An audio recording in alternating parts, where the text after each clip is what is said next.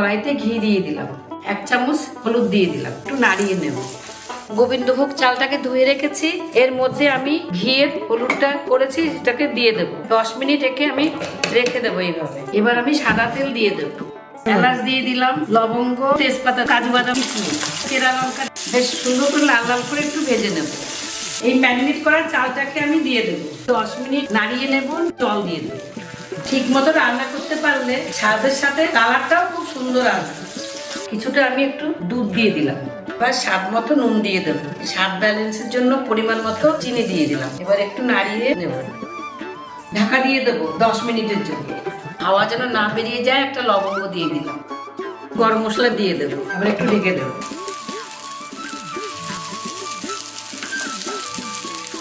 এবার নামিয়ে নিচ্ছি। বাহ কি সুন্দর।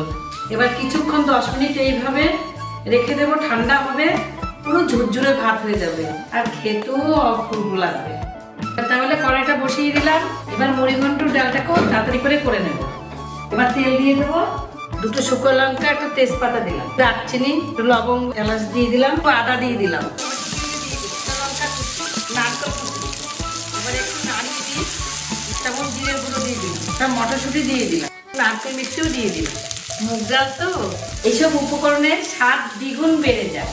এবার মুড়োটা দিয়ে দিচ্ছি, এবার একটু জল দিয়ে দেবো, হলুদ দিয়ে দিচ্ছি, আগের থেকে সেদ্ধ করা মুগ ডালটাকে দিয়ে দিচ্ছি, স্বাদ ব্যালেন্সের জন্য চিনি দিয়ে দিচ্ছি, ধনেপাতা ছড়িয়ে দিলাম। 2 মিনিট নাড়িয়ে তারপরে 10 মিনিটের জন্য ঢাকা দিয়ে রাখবো। এই যে ঢাকনাটাকে উঠিয়ে নিলাম, আমার মুড়িঘণ্ট ডালটা হয়ে গেল। এবার নামিয়ে নেব। তেল দিয়ে দিলাম বাটিটার মধ্যে, পেঁয়াজ দেব, লঙ্কা, শুকনো লঙ্কা বাটা, রসুন বাটা, সর্ষে পোস্ত, এই হলুদ দিলাম, ভালো করে মেখে নেব। এবার এর মধ্যে ধনেপাতা কুচি দিয়ে দেব,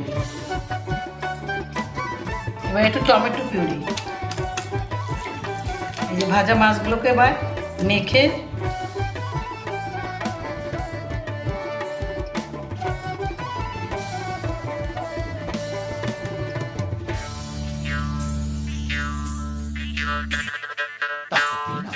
একটা ভেটকি মাছের পাতুরিও করে ফেললাম।